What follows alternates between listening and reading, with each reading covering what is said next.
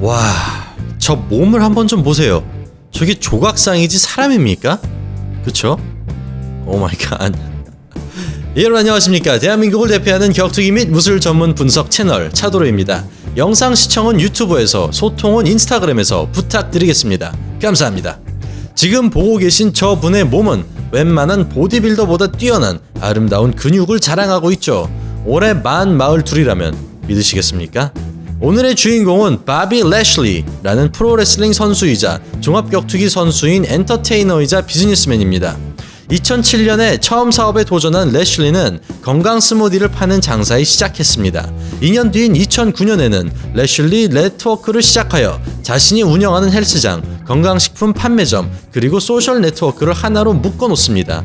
또한 2010년에는 자신이 직접 운영하는 격투기 도장이자 스포츠 기획사인 회사를 차리고 아직도 여러 파이터들을 관리하고 있다고 하죠. 지금도 현역으로 WWE에서 프로레슬러로 뛰고 있는데 와, 정말 대단한 사람입니다. 몸이 몇 개인지. 실제로 래슐리는 자신이 종합격투기나 프로레슬링에서 활동하는 것이 비즈니스에 큰 도움이 된다는 매우 정직한 발언을 한 적이 있습니다. 아무튼 오늘은 프로레슬링과 종합격투기를 오가는 바비 래슐리 특집입니다. 그의 아버지는 미군 소속으로 훈련 교관으로 근무했기 때문에 아버지가 기지를 옮길 때마다 온 가족이 따라다녀야 했다고 합니다. 래슐리가 중학생이 되던 해에 그의 아버지는 캔자스 기지에 배치되었다고 하죠. 캔자스 기지 중학교에 입학한 래슐리는 미식 축구를 즐겨 했다고 합니다. 미식 축구가 오프 시즌이었을 때 그는 다른 어떤 스포츠에 도전해볼까 고민해보다가 아마추어 레슬링을 고르게 되었다고 하죠. 그는 이렇게 중학교에서 우연히 시작하게 된 레슬링을 고등학생이 되면서 더욱 진지하게 임하게 됩니다. 그는 고등학교 3년 내내 96년, 97년, 그리고 98년까지 NAIA 전국 챔피언 자리를 단 한 번도 놓치지 않았으며 대학교 졸업 이후 그는 바로 군입대를 합니다. 그는 직업군인으로 일하면서도 레슬링을 계속해왔으며 심지어 그는 군대에서 주최하는 레슬링 대회에서도 금메달을 따기도 하죠. 역시 전직 전국 챔피언답습니다. 그렇게 시간이 지나 때는 2003년 래슐리가 2004년 올림픽 출전을 준비하며 열심히 훈련을 하며 나날을 보내고 있었습니다. 그는 어느 날 우연히 은행털이에 휘말리게 되는데요. 그는 총격전이 벌어지는 와중에 몸을 숨기기 위해 무리하게 움직이다가 무릎을 다치고 맙니다. 이 부상으로 너무나도 아쉽게도 래슐리의 레슬링 커리어는 끝나고 맙니다. 하지만 래슐리에게 죽으란 법은 없었습니다. 그는 무릎 부상을 뒤로 하고 다음 해인 2004년에 그는 올림픽 대신 WWE 연습생으로 계약하게 되고 2년 뒤엔 스맥다운에 출연하여 정식 프로레슬러로서 데뷔를 하게 됩니다. 하지만 오늘은 래슐리 선수의 프로레슬링 커리어가 아닌 그의 격투기 커리어에 대해 알아볼 것이기 때문에 그의 레슬링 이야기는 모조리 스킵해버리겠습니다.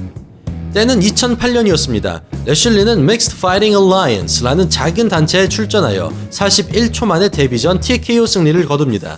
그리고 4개월 뒤 그는 전설의 대머리 독수리인 바스 루텐의 라이벌인 켄 샴락 선수와 붙을 예정이었으나 샴락 선수가 약물 검사에 걸리고 말아 이 경기는 취소되고 그 대신 래슐리 선수는 벨라토르 출신인 제이슨 구이다 선수와 붙어 판정승을 거두게 됩니다. 2010년 그는 종합격투기에 집중하고 싶다고 합니다. 래슐리는 프로레슬링과 격투기를 병행하기 어렵다고 느껴 WWE에서 하차하고 같은 해 스트라이크 포스와 계약합니다. 그는 전직 UFC 파이터인 웨스 심즈와 붙어 1라운드 TKO를 따내며 5승 0패라는 깔끔한 무패 연승 행진을 이어갑니다. 하지만 2011년 3월 래슐리 선수는 커리어상 첫 난관에 부딪히게 되죠. 바로 채드 그렉스 선수와의 경기에서 래슐리는 고전뿐만 아니라 첫 패배를 겪게 되는 것입니다. 1라운드가 시작되고 바로 래슐리는 테이크다운을 시도하고 성공합니다. 경기를 그라운드로 끌고 간 레슬러 출신 래슐리는 파운딩도 꽤 많이 맞추어 재미를 상당히 많이 보죠. 1라운드 초반에는 래슐리가 테이크다운과 파운딩으로 압도적인 경기 운영을 보여주었으나 곧 그릭스 선수의 어퍼컷을 제대로 맞아 왼쪽 눈에 출혈이 발생합니다. 이 경기에서 래슐리는 타격에서 완전히 밀리는 아쉬운 모습을 보여주었습니다. 2라운드에서도 래슐리는 초반부터 테이크다운을 성공하고 파운딩을 꽂아 넣으며 첫 번째 라운드와 비슷한 양상을 보여주었습니다. 래슐리는 가드 패스도 성공적으로 하고 풀마운트 포지션을 점유하면서 파운딩을 꽤 많이 맞추었죠. 하지만 심판은 액션이 부족하다는 이유로 말도 안 되죠? 네, 그런 이유로 풀마운트에서 파운딩을 하고 있는 와중에 경기를 중단시키고 스탠딩 선언을 합니다. 여기서 이 경기의 첫 번째 논란이 발생합니다. 스탠딩 선언은 경기가 멈추었다는 느낌이 들 정도로 아무런 일이 없을 때 일어나는 만큼 풀마운트라는 압도적인 자세에서 파운딩을 맞추고 있는 선수한테 하기에는 조금 적절하지 않은 그런 판단이죠. 일어나면서 래슐리는 심판에게 출혈이 있는 눈이 불편하다고 호소했으며 심판은 닥터 체크를 진행합니다. 닥터 체크도 성공적으로 끝나고 래슐리는 싸울 준비가 다시 되었다고 하죠. 자, 여기서 두 번째 논란이 발생합니다. 래슐리와 그릭스 선수는 오케이 사인이 떨어지자 두 선수는 경기를 속행할 준비를 했는데 심판은 그라운드가 아닌 스탠딩 상황에서 경기를 속행시킵니다. 물론 닥터 체크를 하기 전에 스탠딩 선언을 먼저 했으니 이런 심판의 판단이 당연한 말이라는 의견도 있긴 하죠. 그렇게 두 선수는 스탠딩 상태로 다시 경기를 재개합니다. 래슐리는 다급한 마음에 살짝 무리수를 던지면서까지 테이크다운을 시도했으나 그릭스 선수의 완벽한 스프럴에 저지당하고 이후 그릭스 선수의 해머피스트로 1라운드에서 생긴 상처가 더욱 깊어지고 출혈은 훨씬 더 심해졌습니다. 이렇게 결국 경기는 중단되고 래슐리 선수는 첫 패배를 겪게 됩니다. 2011년 2월 타이탄 FC는 래슐리를 영입하고 바로 한 달 뒤인 2011년 3월에 존 오트 선수와 경기를 갖습니다. 래슐리와 오트 선수는 1라운드에 제법 화끈한 경기력을 보여주었으나 래슐리 선수는 2라운드부터 급격한 체력 저하를 보입니다. 근육이 너무 많은 게 문제였을까요? 보통 1라운드에서 경기를 후딱 끝내버리는 스타일인 래슐리 선수라 그동안 체력 문제가 잘 노출되지 않았던 것 뿐이죠. 경기가 길어질수록 래슐리 선수의 체력은 방전되고 그가 이길 가능성이 낮아지는 것 같습니다. 어쨌든 래슐리 선수는 이 경기에서 힘겨운 판정승을 얻게 되죠. 역시 래슐리 선수는 초반에 가장 무서운 선수인 것 같습니다. 칼 노스 선수와 샤크파이트 헤비급 챔피언 벨트를 두고 싸운 래슐리 선수는 1라운드 아메리카나 서브미션 승리를 따내면서 샤크파이트의 헤비급 챔피언으로 등극하고 7승 1패라는 매우 보기 좋은 종합격투기 전적을 이어나갑니다. 다음 경기인 슈퍼파이트 리그 3에서 래슐리는 제임스 톰슨 선수와 붙었습니다. 이번에도 그는 경기가 길어지니 급격한 체력 저하를 보여주고 너무나도 아쉽게 판정을 당해버립니다.